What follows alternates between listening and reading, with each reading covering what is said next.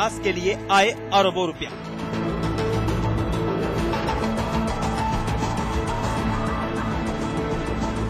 NRHM घोटाले की बात करें या फिर लैकफेड घोटाले की, सबके तार कहीं ना कहीं बाबू सिंह कुशवाहा से जुड़े थे, क्योंकि पैसों के लेन देन के लिए तत्कालीन सरकार में जो सिंगल विंडो था उस पर बाबू सिंह कुशवाहा का दबदबा था।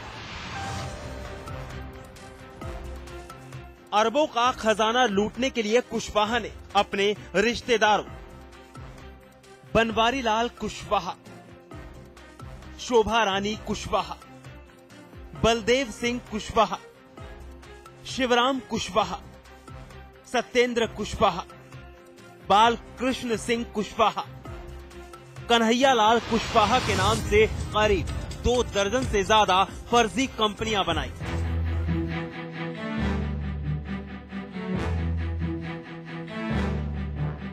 और उनके जरिए करीब 1000 करोड़ से ज्यादा की रकम डकार गई। जिन कंपनियों के जरिए मनी लॉन्ड्रिंग की गई उनमें से 10 कंपनियों के डायरेक्टर थे बालकृष्ण कुशवाहा, 19 कंपनियों के डायरेक्टर थे बनवारी लाल कुशवाहा, शिवराम कुशवाहा 8 कंपनियों में निदेशक थे और बाबू सिंह कुशवाहा के साले की पत्नी शोभा रानी कुशवाहा 13 कंपनियों की निदेशक थी। ये वो कंपनियां थी जिनका कोई वजूद ही नहीं था। सिर्फ पैसों के हेरफेर के लिए इन्हें कागजों पर बनाया गया था। मामले की जांच कर रही एजेंसी का दावा है कि कुशवाहा के इस खेल में कोलकाता कनेक्शन भी है, यानी सूबे के पैसे को पहले कोलकाता भेजा गया, फिर वहां से फर्जी कंपनियों के जरिए सूबे में निवेश करवाया गया। इस तरह अरबों के काले धन को सफेद बनाने की जुगत भिड़ाई गई थी और इस खेल में उनका साथ दिया था तत्कालीन विधायक राम प्रसाद जायसवाल ने, जिन्होंने ठेकेदारों से इकट्ठा रकम को कानपुर के अपने अकाउंटेंट के जरिए कोलकाता पहुंचाया और फिर इसे फिर फर्जी खातों और कागजी कंपनियों के जरिए यूपी लाया गया। ये रकम एक बार फिर यूपी में उन कंपनियों में जमा कराई गई जिनमें कुशवाहा और जायसवाल के रिश्तेदार या तो डायरेक्टर थे या ऊंचे ओहदे पर थे। सीबीआई की जांच में सामने आया कि कुशवाहा, जायसवाल और पूर्व प्रमुख सचिव प्रदीप शुक्ला ने प्रदेश में NRHM के ठेके तय करने में अहम भूमिका निभाई थी।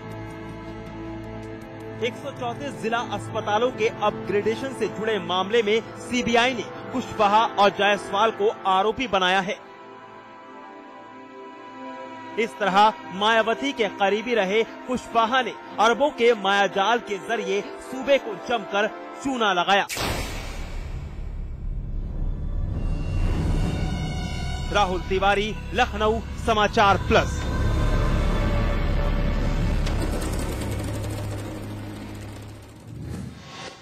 इस मुद्दे पर बातचीत करेंगे कि आखिरकार कितने पराक्रमी हैं बाबू सिंह कुशवाहा और जेल में हैं इस वक्त और उनके परिवार वाले क्या कर रहे हैं, सब कुछ जानेंगे।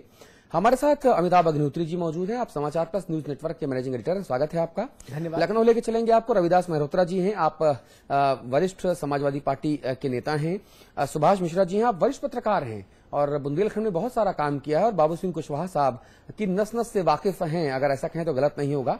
आलोक द्विवेदी साहब जुड़ेंगे, आप वरिष्ठ पत्रकार हैं, वकील हैं, चित्रकूट के रहने वाले हैं और बाबू सिंह कुशवाहा जी को बहुत अच्छे तरीके से जानते हैं, क्योंकि बाबू सिंह कुशवाहा जिस जगह पर रहकर घोटालों में पारंगत हुए हैं वो वहां पर उनसे पहले रहते थे।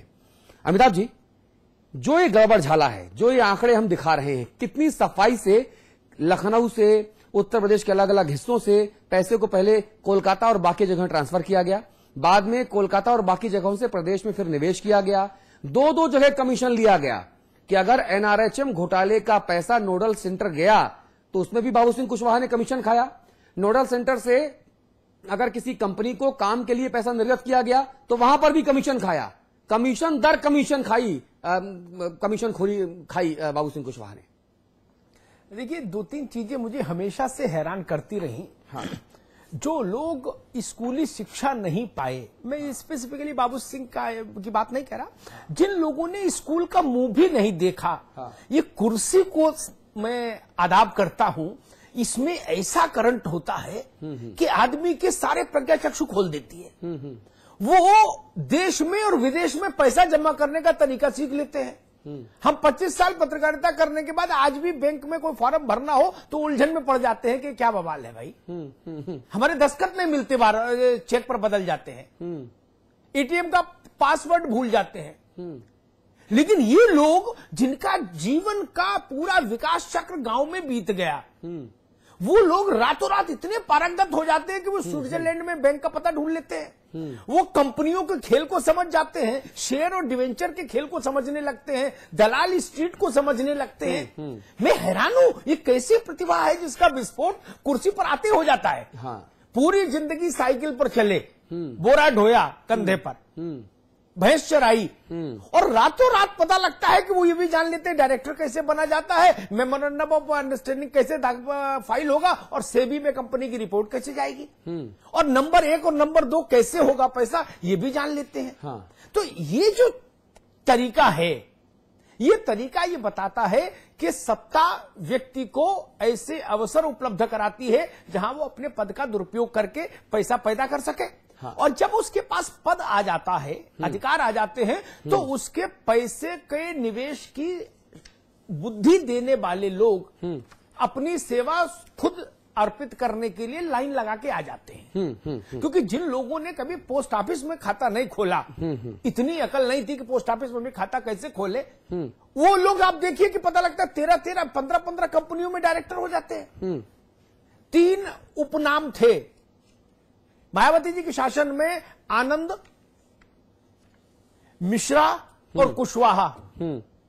मेरे ख्याल से 250-300 कंपनियों में यही डायरेक्टर दिखेंगे आपको। हाँ, कागज उठा के देख लीजिए। हाँ।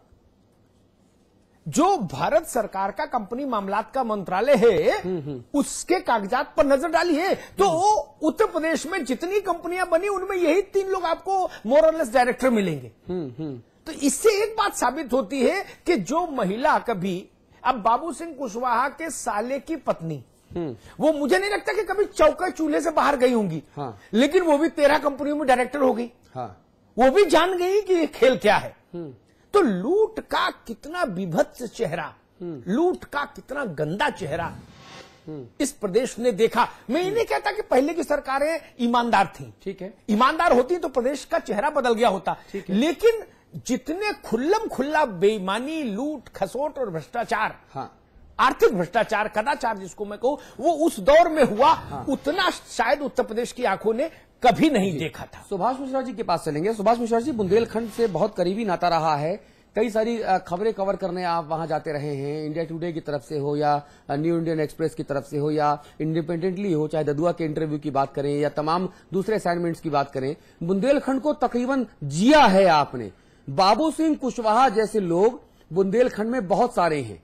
बहुजन समाज पार्टी जब से सत्ता में आई, जब से ददुआ मारा गया, उसके पहले और उसके बाद से ऐसे लोग लगातार बुंदेलखंड की सियासत और आर्थिक चीजों में राज करते रहे हैं, चाहे तेंदुपत्ता की तोड़ाई से लेकर और ये घोटाले करने की बात हो। बाबू सिंह कुशवाहा जैसे लोगों का जो चरित्र है और एक के बाद एक कंपनियों में पूरे परिवार के लोगों का शामिल होना, जो अंगूठा टेक हैं, जो ठीक से दस्तखत नहीं कर पाते, वो भी कंपनियों के डायरेक्टर बने हैं, ये किस तरफ और क्या इंगित करता है?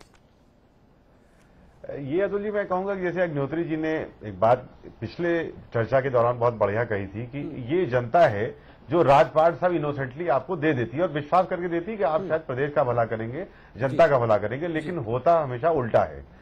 बहुजन समाज पार्टी में आप देखिए अतुल जी और अग्निहोत्री, में कहूंगा कि उसके फाउंडर थे काशीराम। काशीराम जी इतना सब करने के बावजूद, इतनी गरीब जनता को उन्होंने जागरूक किया, दलितों को जागरूक किया, तो वो आदमी जब मरा तो उसके पास 2 शर्ट, 1 पैंट और कोई अकाउंट नहीं, 1 सैंडल, टोटल एसेट उनके नाम पे, ना कोई जमीन ना कुछ। एक वो इंसान जिसने ऐसी पार्टी को खड़ा किया, और जब वो मरा तो उसके पास एसेट के नाम पे 2 शर्ट, 1 पैंट, 1 सैंडल और कुछ नहीं था।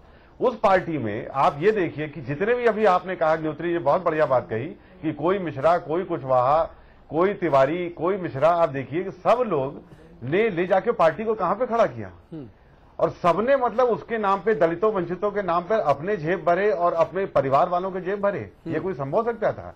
एक चीज मैं और अग्निहोत्री जी कहना चाहूंगा कि कोई कुशवाहा, कोई मिश्रा तभी फलीभूत हो सकता है जब तक उसको ऊपर का संरक्षण नहीं हो। क्या ये नहीं मालूम था मुख्यमंत्री तब की मायावती को कि उनके मंत्री लोग क्या कर रहे हैं, उनके अधिकारी लोग क्या कर रहे हैं? लोकायुक्त में लगातार शिकायतें जा रही थी कि साहब ये कुशवाहा साहब क्या कर रहे हैं। कैसे सिस्टम, जो एनआरएचएम का फंड वहां से गवर्नमेंट ऑफ इंडिया से लखनऊ आता था, उसको पिछली सरकार ने उस सिस्टम के अगेंस्ट में पैरेलल सिस्टम खड़ा कर दिया और उस पैरेलल सिस्टम के खड़ा करने से सारे चेक्स एंड बैलेंसेस खत्म हो गए, क्योंकि पहले ट्रेजरी से पैसा जाता था, फिर स्टेट हेल्थ सोसाइटी बना दी जिसके अध्यक्ष सुभाष जी एक बात जी। कहूंगा, बहुत सरल बात, सरकार में बैठे लोगों की अगर नियत ठीक हो दिल्ली और लखनऊ में आज भी, वही तो शायद नहीं, तो शायद उन्हें मेरी बात से कुछ रोशनी मिलेगी। कौन भ्रष्ट है? CBI, Lokayukta, supreme court, high court, इसको छोड़ दीजिए, अखबार और टेलीविजन को, इनकी पड़ताल छोड़ दीजिए, अमिताभ अग्निहोत्री, सुभाष मिश्रा के लेख भी छोड़ दीजिए। प्रदेश के आम आदमी से पूछ लीजिए भैया किसकी चल रही है सरकार में, वो बता देगा। इसमें जांच की कहां जरूरत है? और अगर मुझसे रविदास मल्होत्रा जी कहेंगे हमको तो पता ही नहीं लगा, तो मैं कैसे मान लूं? अरे लखनऊ में रिक्शे वाले से पूछिए, ऑटो वाले से पूछिए कि भाई साहब किसका खेल इस वक्त बढ़िया चल रहा है, वो बता देगा कि हाईएस्ट रैंकिंग पर फला साहब है, नंबर 2 पे दूसरे की चल रही। लखनऊ में बाबू सिंह कुशवाहा, जब मायावती की सरकार थी तो लखनऊ के पूरब, पश्चिम, उत्तर, दक्षिण किसी इलाके के अनपढ़ से अनपढ़ व्यक्ति से पूछ लीजिए, सिर्फ सरल भाषा में हिंदी पूछिए। अगर आप, सुभाष जी ने पूछा होगा तो इनको यही उत्तर मिला होगा कि भाई किसका खेल सबसे मजबूत है, तो आदमी कहता था भाई साहब बाबू सिंह का। तो ये समझ नहीं आता ना कि खेल क्या हो रहा है। कोई सत्यनारायण की कथा तो कर नहीं रहे थे। नहीं, जैसे आप कह रहे पूरे लखनऊ में चर्चा थी कि बाबू सिंह कुशवाहा ने काउंटर पूरे प्रदेश में चर्चा होती है महाराज, काउंटर पूरे प्रदेश में। कोई जायसवाल, कोई कटियार, कोई फलाना सीएमओ से सीधे मिलता था, सप्लायर से पैसा मिलता था, वो कुशवाहा तक जाता था, कुशवाहा से ऊपर तक जाता था। किसको ये सब चीजें नहीं मालूम थी? उसके बावजूद भी सत्ता में बैठे हुए उच्च पदों पे लोग आंख बंद करते रहे और सारे प्रदेश का एनआरएचएम का, हेल्थ का पैसा लूटा गया। मैं बस ये बात कहना चाह रहा हूं कि खाली बाबू सिंह कुशवाहा हो या ऐसा कोई दूसरा विधायक हो, उस पर आप पिन पॉइंट नहीं कर सकते। आपको ऊपर के ऊपर भी देखना पड़ेगा कि क्यों मुख्यमंत्री ने समय रहते कोई एक्शन क्यों नहीं लिया, क्यों अधिकारियों के खिलाफ नहीं लिया। आज ये बात क्यों आ रही कि साहब एक आईएएस अधिकारी प्रदीप शुक्ला के प्रोसिक्यूशन के सैंक्शन के लिए भी नई सरकार भी उसको सैंक्शन नहीं दे रही है। सीबीआई कोर्ट में चिल्ला के कह रही है बात कि क्यों नहीं दे रहे आप हमको। नहीं, बिल्कुल ठीक बात है। कन्नौज में गंगा बिना गंगोत्री के तो नहीं आएगी ना। हाँ। गंगोत्री से निकलेगी तो कन्नौज आएगी। इस वक्त हमारे साथ आलोक द्विवेदी जी मौजूद हैं। आप वरिष्ठ पत्रकार हैं, आप वरिष्ठ वकील भी हैं, आप चित्रकूट में रहते हैं। बाबू सिंह कुशवाहा साहब के बारे में जितना आलोक द्विवेदी जी बता सकते हैं उतना शायद कोई नहीं बता सकता। आलोक द्विवेदी, सही कह रहा हूं मैं? क्या बताएंगे आज? भाई मेरा तो ये मानना है कि ये जो भ्रष्टाचार के केस हैं और ये करोड़ों और अरबों, सैकड़ों करोड़ की बात हो रही है, लेकिन आज तक कहीं ना कहीं से कोई ऐसी प्रॉपर्टी उनकी वो नहीं की गई कि गवर्नमेंट ले ले या कुछ करे। और स्थिति ये है कि इनके जो ट्रस्ट हैं, इनके जो एनजीओ हैं, जो इन्होंने बड़े बड़े इंस्टीट्यूशन बनाए हैं, उनमें जो दानदाता हैं, उन दानदाताओं की हैसियत ये है कि वो साल में 2000 रुपया नहीं दे सकते किसी को जी। और उन लोगों के नाम पे करोड़ों करोड़ रुपया लगाया गया है तमाम एनजीओ और संस्थाओं में जी। जो प्रॉपर्टी बनी है जी। कितने रिश्तेदार हैं, जो डायरेक्टर हैं, अब हम ये कैसे मान लें? अगले आदमी की हैसियत हमें मालूम है कि उसके 5 बीघे जमीन है, 2 एकड़ जमीन है और वो 3 कंपनियों का मालिक है। हाँ। और उसके 3 पीढ़ी से कभी ये नहीं हो सकता था कि नहीं एक कंपनी क्या वो एक दुकान खोल ले। हाँ। तो इस स्थिति में है कि भाई आप जमानत हो जाएगी, आप बाहर आ जाएंगे, आपका सैकड़ों करोड़ का साम्राज्य है ही। और असर क्या पड़ा? आप सिद्ध कीजिए जितना भी कि नहीं लूटा है इन्होंने। हाँ। अरे भाई वो लूट का माल कहाँ है? हाँ। तो ऐसा नहीं है। अगर अंदर से भाई सीबीआई आज तक चित्रकूट की ओर झांकी नहीं। हाँ। और चित्रकूट और बांदा जिला जो सबसे ज्यादा प्रभाव क्षेत्र का रहा है बाबू सिंह कुशवाहा का जी, आखिर वहां जांच अभी तक क्यों नहीं हुई? इनकी प्रॉपर्टियां सबसे ज्यादा यही है जी। आप द्विवेदी जी रहिए, फोन मत काटिएगा, आप रहिए। रविदास मेहरोत्रा साहब हमारे साथ मौजूद हैं, आप सत्तारूढ़ समाजवादी पार्टी के विधायक हैं। रविदास मेहरोत्रा जी, आलोक द्विवेदी जी जो बात कह रहे हैं, ये बात अपने आप में बहुत महत्वपूर्ण है कि आप जिस व्यक्ति के इस कुकर्मों की जांच कर रहे हैं, आप जहां पर उसने सबसे ज्यादा इन्वेस्टमेंट किया